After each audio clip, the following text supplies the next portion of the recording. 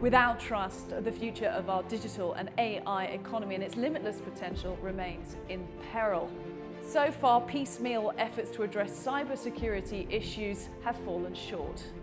Pinnacle's mission is to secure digital and AI enterprise by innovating proactive defenses and detection by a factor of 10x or more.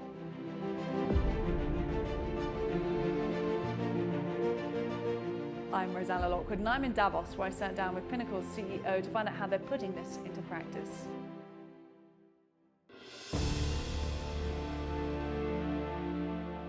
Rangan Venkataraman, CEO of Pinnacle. It's fantastic to see you here with us. Beautiful Davos, Switzerland. How does it feel being in Europe?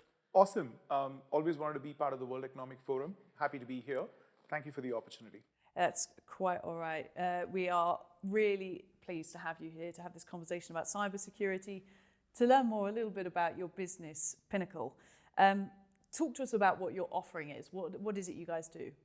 Pinnacle, at the end of the day, is here to solve the following problems: fragmentation, talent, the ability to improve visibility, and the ROI of cybersecurity investments. That's the problem at heart. What's a winning aspiration? We want to make sure that we secure digital and AI from a trust standpoint, using an algorithmic first approach to improve proactive defenses and the ability to detect at a 10x factor or more. That's our winning aspiration. How do we do that and where do we play? We support companies in the SMB space as well as large enterprises. SMB through a holistic program that includes what we call the full stack security that allows us to traverse between services, solutions, and platforms. And the platform of choice for us is CyberKarma. This is a risk rating platform and a cutting edge platform that really takes it to heart. Solutions includes XDR, which is the Extended Detection and Resilience program that is holistic. It covers many, many aspects of the attack surfaces that enterprises face. And it also ensures that the new emerging attack surfaces like AI and bots are also covered. Then when it comes to the angle of how we plan to win in the marketplace, we plan to win in the marketplace because we want to make an impact. We are in cybersecurity to solve a global problem which is as big as climate change or COVID-like pandemics. It is that insurgent mission that allows us to be the best in what we do, to essentially be passionate about it, and more importantly, make it economically viable for us and for our clients. And that is something that clients think about, obviously, a lot. I'm interested in the kinds of technology that you offer at Pinnacle. I understand automation, AI, machine learning are really key for you. What led you to developing the company? What was the origin story? The origin story is essentially came out of Resilience, which is the parent company. And the aspect of the name Resilience essentially is we want to make sure that a product typically improves by stressing it. In other words, Resilience has a very simple foundation, which is it has a tree. And the tree, apparently is only strengthened and the roots are deepened only through the processes of going through lots of trials and tribulations. And cyber resilience is essentially a key part of that, because it's not just the ability to control it from a security standpoint, but resilience as such plays a big role. And Pinnacle had to be separated because it sort of became a shark that came out of a fish. And we would not be able to focus on cybersecurity as part of resilience, just given the fact that it'll probably get hidden. It'll sort of be a needle in a haystack. And looking back, it was probably the best decision that we made. We didn't really know at that time it was going to turn out to be as big as it has, but it's really turned out to be good. And innovation is at the heart of everything you do. And when we think about the way technology has developed over the last few decades, we hear a lot about disruptive innovation. It sounds great, but what does it really mean in practice? In practice, it just means that you're going after trapped value. Disruption essentially unlocks trapped value, and that's typically done through innovative technology. Let's look at all the innovative technologies that exist. You have AI, blockchain, quantum computing, robotics, to name a few. There's about half a dozen innovative platforms. What's the economic value today? You have about a 14 trillion in market capitalization today that is expected to go to about 200 plus trillion in about 10 years. That's the value that you basically are going to create with innovative platforms. Now, innovative platforms will untrap a lot of economic value, but will also, as a side effect, create a lot of security challenges. Now, this is the perfect place to be. The addressable market size is roughly 200 billion, depending on whom you speak to. But in my humble opinion, the addressable market size is about 2 trillion for the simple reason that there's a lot of underserved customers. There's a lot of uncontested spaces, unarticulated needs from customers. I think we in the cybersecurity community have to do a really good job in not only innovating the product, the go-to-market, as well as the business models around it, which will allow us to now untrap, the 10x, which is 2 trillion. Now, if you really think about it, the number of players in the cybersecurity space is far less than what it should really be. Because if you really look at the value of cybercrime, or the addressable market size in cybercrime is about 450 billion. That shows that there's a huge gap here.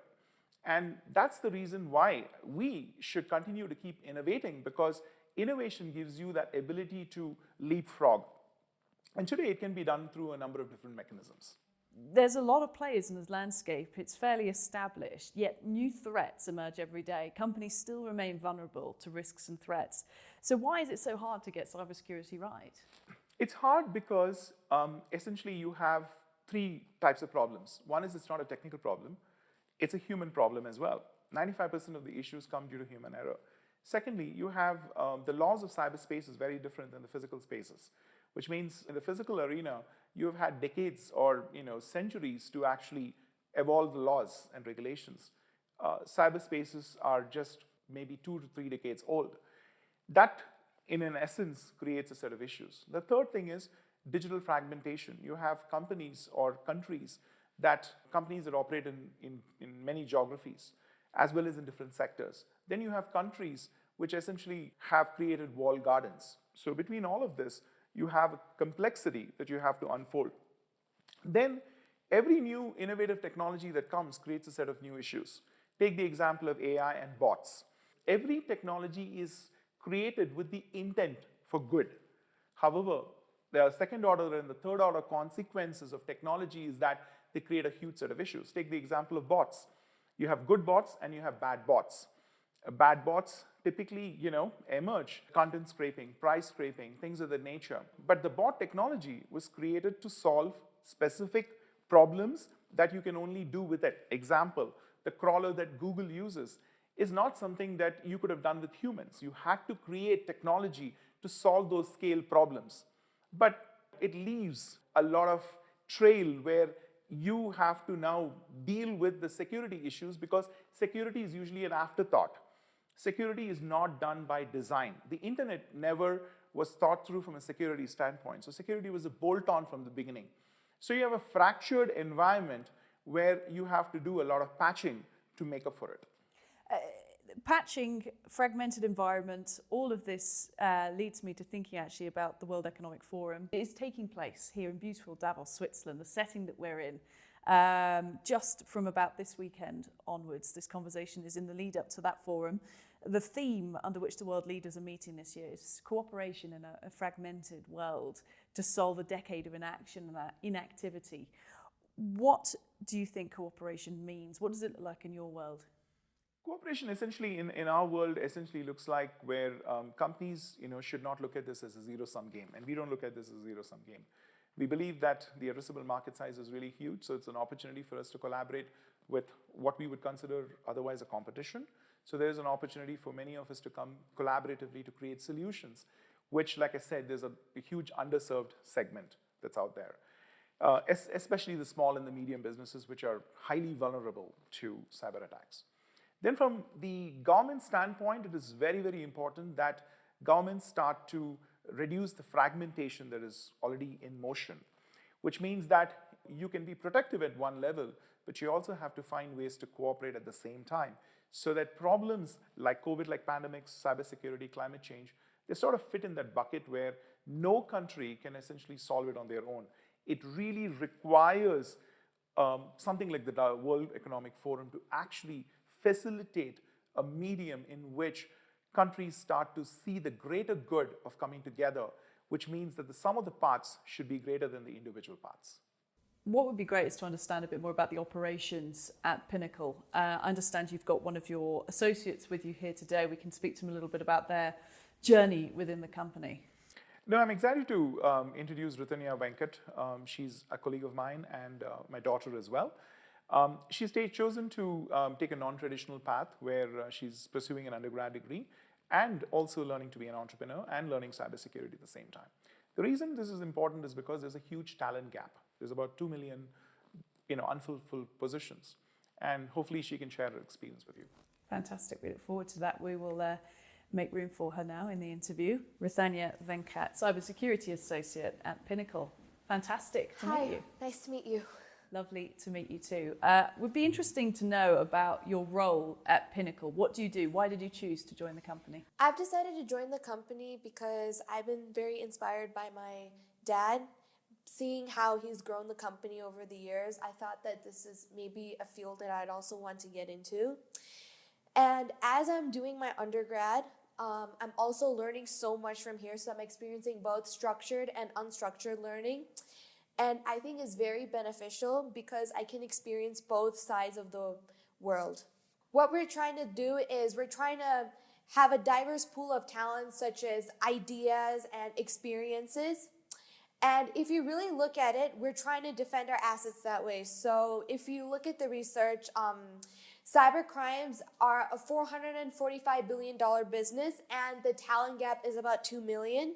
And that is what we're trying to change. So instead of just pursuing it the traditional way, like looking at college degrees and the IT hub and, the traditional path, we've decided to start something called New Collar Jobs, which we work with different people from different industries and come up with new ideas and tackle those issues. We're trying to teach them how to do hard work, street smartness, problem-solving skills, and encourage them to use other resources in order to train themselves. And there's two things I see in common with the people that we're hiring. They have curiosity and they are willing to learn whatever it takes to get the skill right. And I just want to say that I hope I can inspire the youth generation to pursue a non-traditional path instead of following what society expects from you.